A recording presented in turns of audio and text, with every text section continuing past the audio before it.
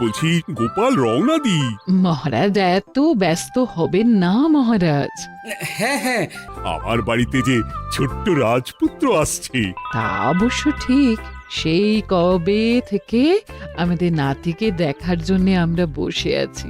আচ্ছা গোপাল, তুমি এইবারে রওনা দাও, বেশি দেরি করো না, জাহাজ ঢুকবার সময় হয়ে এলো। আপনি কিচ্ছু চিন্তা করবেন না মহারাজ, আমি একদম সযত্নে আপনার নাতি ও বৌমাকে রাজপ্রাসাদে নিয়ে আসব।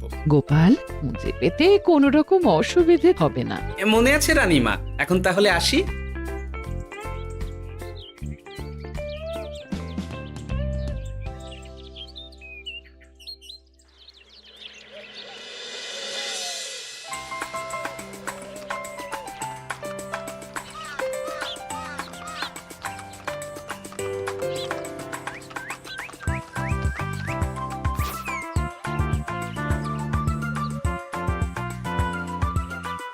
এসো এসো বৌমা, এসো। আরে আমার নাতি বাবুজি। বৌমা, পথে আসতে কোনো কষ্ট হয়নি তো? এইটুকু পথ আসতে কোনো রকম কষ্ট হয়নি মা। গোপাল কাকা এত ভালো যে কি বলবো। যাক যাক, গোপাল তাহলে আরো একবার আমার মান রাখলো। যতদিন গোপালের ধরে থাকবে তার প্রাণ, সে ততদিন মহারাজের রাখবে যে মান। হ্যাঁ মহারাজ, আমি থাকতে আপনি একদম চিন্তা করবেন না মহারাজ। বেশ বেশ বেশ।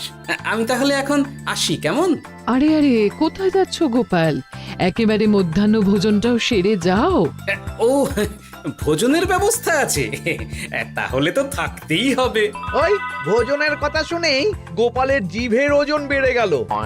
তুমি থামো তো মন্ত্রী, আসলে আজ বিকেলেই আমাদের কুল গুরুদেব আসছেন। তোমরা সবাই থেকো, আজকেই নাতি বাবুর অন্নপ্রাশনের দিনটা স্থির করে নেব। এ তো বেশ ভালো কথা।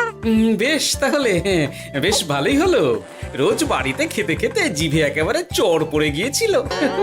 বহুদিন পরে রাজবাড়ির পোলাও কোরমা খেয়ে পেট ভরাবো।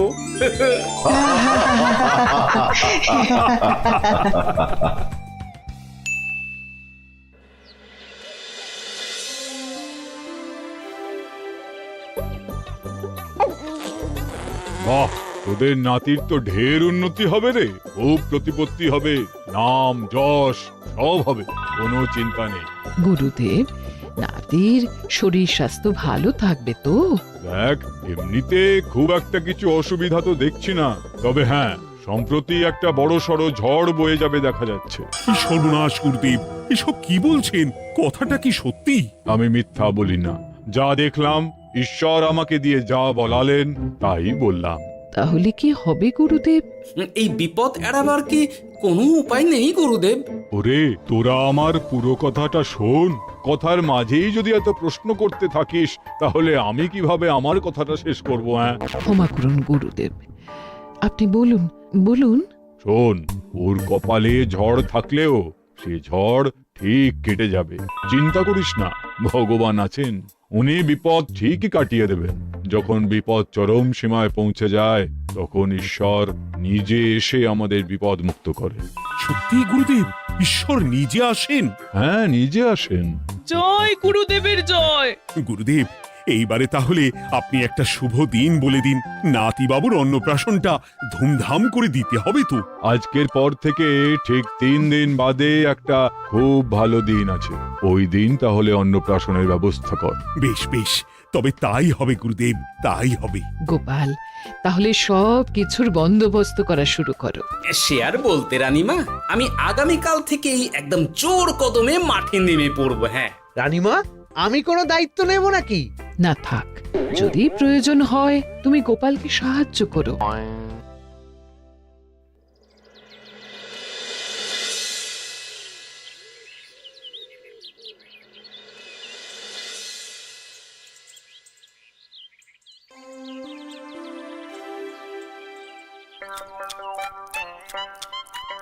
অপূর্ব হয়েছে রান্নাগুলো। সুযোগ পেয়েছে, এক একেবারে 3 দিনের খাওয়া খেয়ে নিচ্ছে। সুযোগ কি কেউ ছাড়ে মন্ত্রী মশাই? এই আপনি বলুন না, যখনই সুযোগ পান কোষাগার থেকে একেবারে থলি ভরে ভরে মোহর সরিয়ে। থাক, মুখ বন্ধ করো, আমার ঘাট হয়েছে বলাটা। তুমি বাবু মন প্রাণ ভরে খাও, কেমন? মহারাজ, এই রকম একটা খুশির দিনেও আপনার মুখে হাসি নেই কেন? আসলে নাতিবাবু তো আর 2-1 দিন পরেই চলে যাবে, সেই কারণেই মনটা বড্ড ভারাক্রান্ত হয়ে রয়েছে। তা তো ঠিকই, আমাদের ছেলেটা আসতে পারল না, যাও বা নাতি এলো, তাও তো এই কটা দিন কি আনন্দেই না কাটলো। আচ্ছা রানী, আমরা যদি আমাদের কাছে আরো কদিন নাতিবাবুকে রেখে দিই তাহলে কেমন হবে? মানে বৌমাকে তো ফিরতেই হবে, বিদেশে আমাদের খোকার কত কাজ বলো তো। আরে বাবা, বৌমা না হয় ফিরে গেল, নাতিবাবু কদিন আমাদের কাছে থেকে গেলে কি এমন হবে? কিন্তু দেখো না বৌমা, আমাদেরও তো একটু ইচ্ছে হয় নাতিপুতিদের নিয়ে খেলবো, আদর করব, দেখো না। ঠিক আছে ঠিক আছে, আপনাদের কাছে আমার বাবু সোনাকে রাখতে আমার কোনো চিন্তাই নেই। ব্যাস, তাহলে তো মিটেই গেল। মহারাজ, নাতিবাবুকে কদিন এখানেই রেখে দিন, আমরা সবাই আছি, ঠিক কোলে পিঠে করে তাকে সামলে নেব। বাবা বাবা বাবা, গোপাল তোমার সব দিকে কান খোলা থাকে তাই না? মহারাজ, আমি হলাম ভাঁড়, তাই মাটির ভাঁড়ের মুখটা যেমন খোলা থাকে তেমন আমার কানটাও সব সময় খোলা থাকে, বুঝলেন?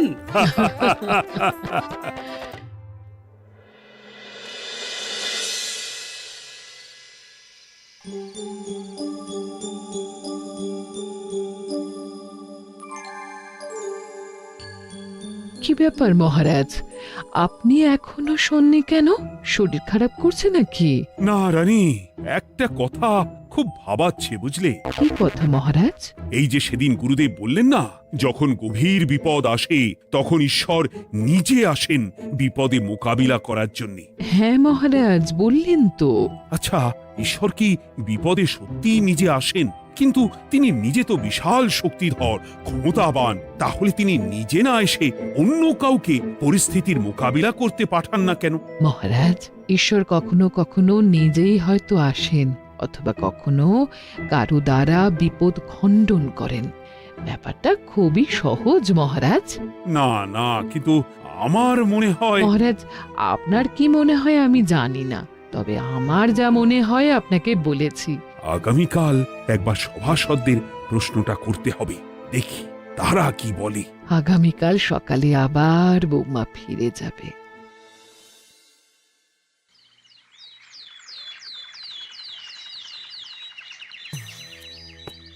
আমি তাহলে আসি, আমার সন্তানকে আপনাদের কাছে কদিনের জন্য রেখে গেলাম, ওকে খুব যত্নে সাবধানে রেখে দেবেন, কেমন? তুমি কোনো চিন্তা করো না মা, আমাদের নাতিবাবু একদম দুধে ভাতে থাকবে। কদিন একটু দেশের মাটিটা চিনে নিক, তারপর না হয় আবার বিদেশে পাড়ি দেবে। এই বলো সোনা।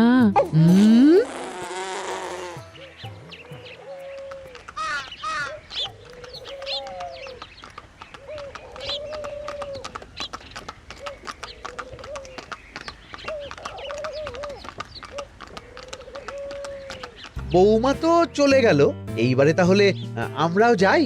আজকেও নিশ্চয়ই বৌমার ফিরে যাওয়া উপলক্ষে রাজসভা বন্ধ থাকবে। ভুলেও এই সব কথা ভেবো না মন্ত্রী, চলো এইবারে সবাই রাজসভায় চলো, তোমাদেরকে একটা খুবই গুরুত্বপূর্ণ প্রশ্ন করব। সেরেছে, মহারাজ আবার কি প্রশ্ন করবেন ভগবান জানে। সবাই রাজসভায় এসো।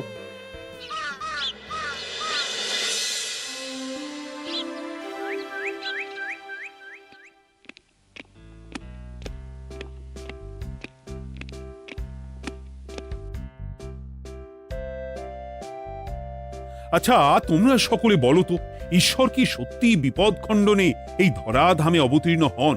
আচ্ছা, তাই যদি হয় তাহলে ঈশ্বর নিজে না এসে তার প্রতিনিধি হিসেবে অন্য কাউকে বিপদ খণ্ডন করতে পাঠান না কেন?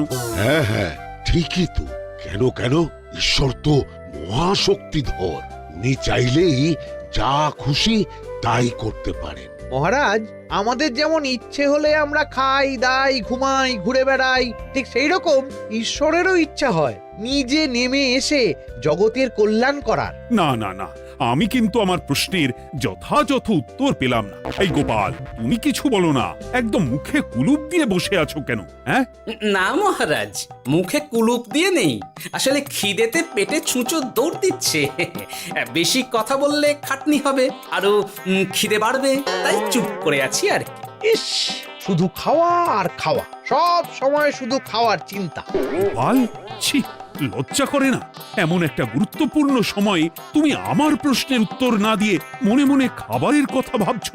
আসলে মহারাজ, ওই না খেলে যে মাথাটা কাজ করে না, পেটে খিদে মুখে লাজ, এমন করলে তো মগজটাই পুরো ঘেঁটে ঘ হয়ে যাবে মহারাজ। বেটাকে তাড়িয়ে দিন। যাও যাও গোপাল, আমার রাজসভা থেকে এক্ষুনি বিদে হও দেখি। যাও যাও, তুমি যাও। যার সব সময় শুধু খাওয়ার চিন্তা, এমন পেটুককে সভায় রেখে আমার কোনো কাজ নেই। কিন্তু মহারাজ, চুপ, একদম চুপ। তুমি যাও গোপাল, যাও। যদি কোনোদিনও উত্তর খুঁজে পাও, তবেই আবার এই সভায় তোমার মুখ দেখিও।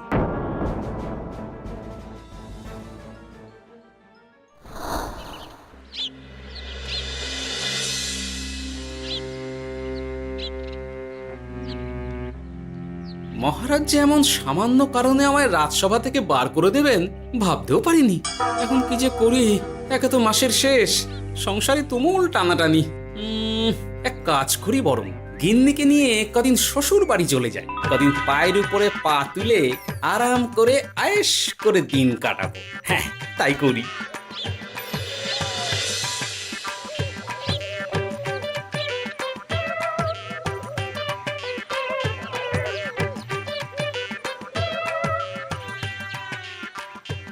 গিন্নি, ও গিন্নি,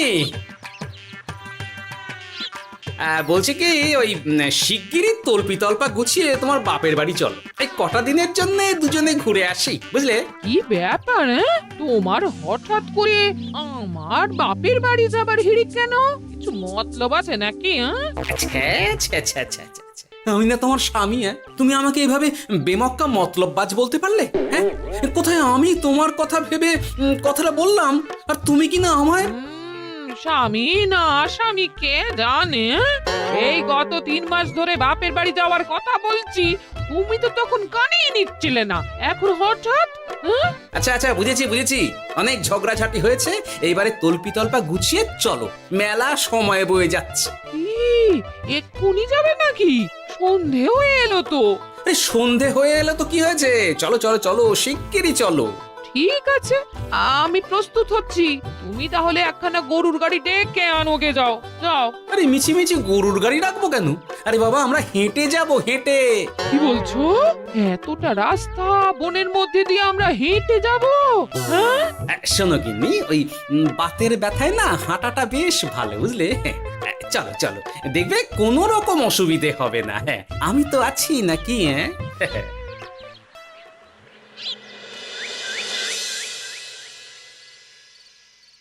বাবা, বনটা বেশ ঘন। বলি, এই সময়ে এই বনের মধ্যে দিয়ে কেউ হেঁটে যায়? মেলা গজগজ না করে চুপচাপ এসো দেখি। ও মা গো, বাবা গো, বাবা গো, কি লাগাটাই না লাগলো গো। আরে, তোমার থেকে আমার বেশি লেগেছে, যাখানা ধাক্কা মারলে। কি করবো? গিন্নি আমায় ধাক্কা মেরে ফেললো বটে, কিন্তু আজ আমি মহারাজের প্রশ্নের যথাযথ উত্তর পেয়ে গেলাম। বেড়াল ছানাটিকে বাঁচাতে কোনো কিছু না ভেবেই কিভাবে বেড়ালটা ওই বাঘা কুকুরটার দিকে তেড়ে গেল। হ্যাঁ, তার মানে বিপদে পড়লে সন্তানকে বাঁচাতে না, আমাকে এক্ষুনি একবার রাজপ্রাসাদে যেতে হবে, রানীমার সঙ্গে কথা বলতে হবে। আরে আরে আরে আরে, ওদিকে কোথায় চললে গো? ওদিকে তো তোমার শ্বশুর বাড়ি নয়? আরে বাবা, আমার নয়, তোমার শ্বশুর বাড়ির দিকেই আবার যাচ্ছি, বুঝলে? তার মানে আমরা আর যাবো না? না না, পরে যাব, তাড়াতাড়ি এসো দেখিনি। এ কি রে বাবা, লোকটার মাথাটা কি গেছে নাকি? কখন যে কি করছে নিজেরই ঠিক নেই, যত সব।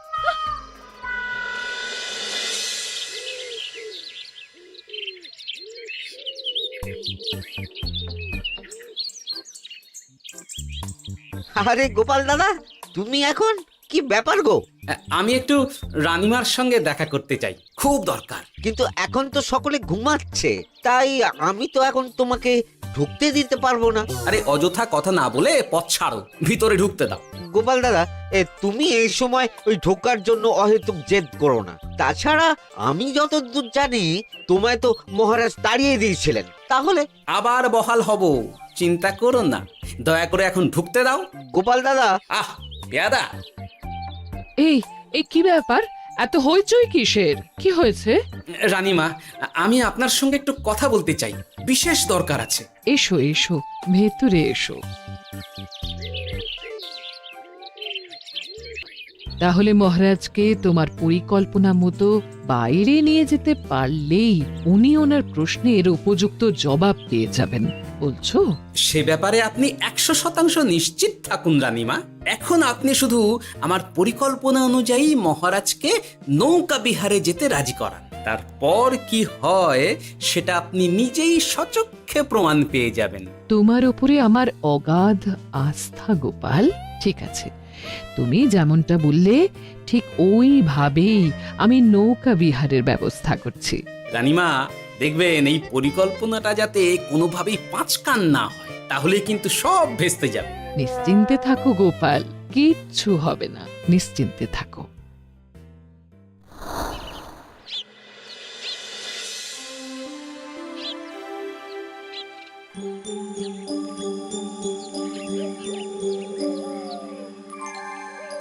মহারাজ আবার বেজার ভোগ করে গেছেন।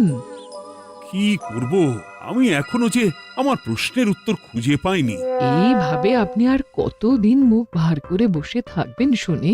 কি জানি, কিছুই আর ভালো লাগে না যে। বলছি শুনুন না মহারাজ, নাতিকে নিয়ে চলুন না, আমরা একটু নৌকা বিহারে যাই, তাহলে ওরও ভালো লাগবে আর আপনার মনটাও বেশ অন্যরকম হবে। ঠিক আছে, তাহলে চলো একটু নৌকা বিহার করে আসি।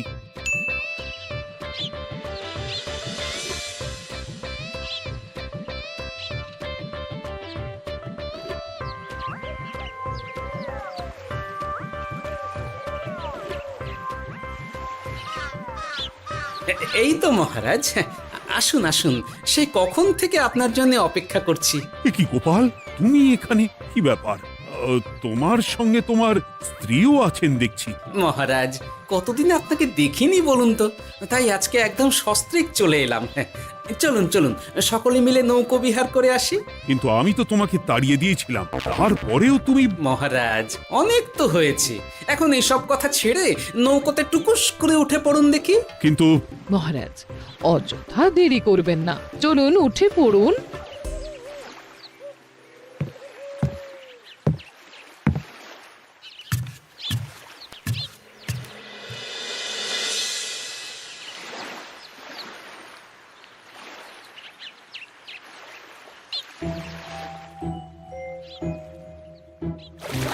এ কি,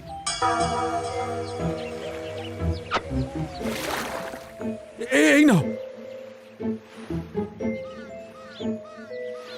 দেখো দেখো, ও কোনো সাড়া শব্দ করছে না কেন? সারা শব্দ করবেন না মহারাজ। মানে এসব কি বলছো? এই পুটুলির ভেতরে তো আপনার নাতি নেই, এখানে নাতির বদলে রয়েছে একখানা খেলার পুতুল। এসব কি বলছো তুমি? এইটা যদি পুতুলি হয় তাহলে আমার নাতি বাবু কোথায়? হ্যাঁ, আপনার নাতি এইখানে একদম সুরক্ষিত অবস্থাতেই আছে। যাক বাবা, আমি যে কি ভয় পেয়ে গেছিলাম তার কি বলবো। কিন্তু রানী, তুমি আমার সঙ্গে হঠাৎ কেন এমন ছলনা করলে? হ্যাঁ, আমার কথাই মহারাজ। কেন? আসলে আমি আপনাকে এই ঘটনার মধ্যে দিয়ে আপনার প্রশ্নের আসল উত্তরখানা দিতে চেয়েছিলাম, তাই। গোপাল, কি বলতে চাইছো একটু খুলে বলো তো। আপনি জানতে চেয়েছিলেন যে ঈশ্বর যেহেতু বিশাল ক্ষমতাধর, তাই সন্তানের বিপদে তিনি নিজে না এসে অন্য কাউকেও তো তার প্রতিনিধি হিসাবে বিপদটা কাটাতে পাঠাতে পারেন। হ্যাঁ, কিন্তু তার সঙ্গে এই ঘটনা ঘটনার কি সম্পর্ক শুনি? মহারাজ, পুতুলটি যখন জলে পড়ে গেল তখন আপনি সেটিকে নিজের নাতি ভেবেই একবারও কারুর জন্য অপেক্ষা না করে নিজের প্রাণের তোয়াক্কা না করে নাতিবাবুকে রক্ষা করলেন। মহারাজ, আমরা ঈশ্বরের মানব সন্তান। ঈশ্বর আমাদের সকলের হৃদয়ের ভিতরে বসবাস করে, তাই বিপদ হলেই তিনি ছুটে আসেন, কখনো নিজে, আবার কখনো বা কোনরূপ প্রতিনিধি মারফত। তাই ভবিষ্যতে আর কোনোদিনও ঈশ্বর সম্পর্কিত কোনরূপ সংশয় মনে রাখবেন না, কেমন? সাধু সাধু, ধন্য তোমার বুদ্ধি হে গোপাল। সত্যি যেভাবে তুমি একটা ঘটনার মধ্যে দিয়ে আমায় আমার প্রশ্নের উত্তরটা ব্যাখ্যা সমেত, তার কোনো তুলনা হয় না। তোমার যে আর কিভাবে প্রশংসা করব তাই ভাবছি। মহারাজ, আমার আর প্রশংসা না করে ওই পেট পুরে একটু ভালো মন্দ খাওয়ান তো দেখি, তাহলেই হবে, আর কিচ্ছু চাই না। আচ্ছা আচ্ছা, বেশ বেশ, তাই হবে। আগামী 7 দিন তোমার সস্ত্রীক সহ রাজবাড়িতে দুবেলা আহারের নিমন্ত্রণ থাকলো, কেমন? ব্যাস, আর কি চাই?